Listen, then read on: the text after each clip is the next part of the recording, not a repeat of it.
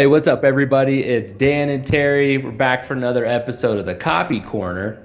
And this week, we're talking about how to know what to charge. Isn't that right, Terry? That is correct, Dan. How to know what to charge for your copywriting services, or again, if you have other freelance services out there as well.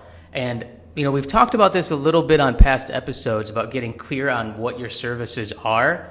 And I think that's a good first step here, Dan, to know what to charge. So if you get more specific and you niche down where I write website copy or I'm writing content articles or doing emails, then you can really package that service around that and you can charge more because you're known as an expertise at that level. But at the same time, how to know what to charge, I have a formula that I like to use where it's cost plus profit equals your rate, right? So think about all the time that it takes you to do it. If you have a big email marketing launch, if it takes you, 20 hours to do that, mark your hourly rate and then think of what else you can do or what other charge you can do to make a profit. And then that's your cost as well. And, Dan, you and I can talk a little bit about charging hourly versus charging fixed rate, which I feel like we're both fans of the fixed rate at the end of the day. Yeah, for sure. We were kind of talking before we started filming, and we were saying that, as you get better, it takes you less time to do stuff. So eventually hourly kind of starts to work against you. So per project, fixed rates, retainers, that's the way to go, in my opinion. Yeah, absolutely. You can let them know everything that's going to be delivered. We've talked about adding in research and communication and edits and just add up all that time again and throw in some extra money so that you can pay your bills. What's your mortgage? What's your phone bill? What do you need to help live a lifestyle? And then that's your rate. And then ultimately just stick to it and know your worth as well.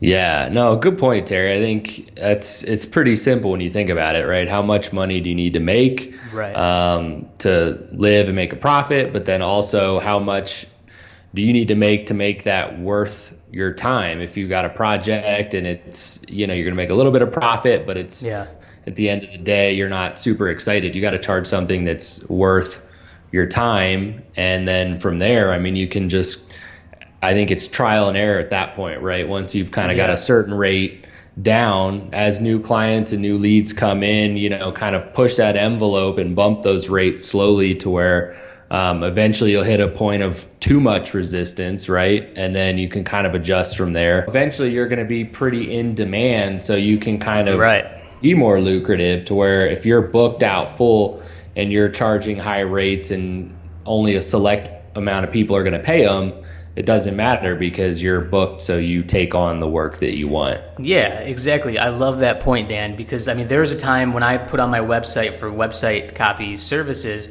I packaged it at a pretty high price that I felt, I deserved, I earned, if you will. So, some clients were, a little bit skeptical about that, but then I booked 2 clients at that price and it made sense to them. So the only way you're going to know is to actually increase your rates and put it out there and a client will say yes to you. I promise you that, especially if you've built up this portfolio and this reputation.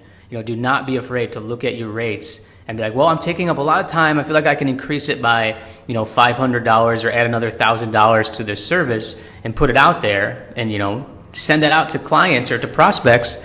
And, chances are they'll say yes to you. And if they say no, be like, you know what? The right yes is going to come along the way. Yeah, exactly. No, good point, Terry. Yeah, so that's all that we got for you guys today for how to know what to charge. Follow that formula, cost plus profit equals your rate. And again, try to stay away from hourly rates. If a client really asks to follow that, I feel like it might be a little bit of red flag. It could get a little bit tricky too to manage. Your fixed rates are definitely where you want to be at. Absolutely. So keep that in mind, guys, and hopefully that's helpful for you. Yeah. All right, guys. Thanks for watching another edition of the Copy Corner. We'll be back next Tuesday for another episode. Can't wait to see you then. As always, love what you do, proceed with passion, and we'll talk to you guys soon.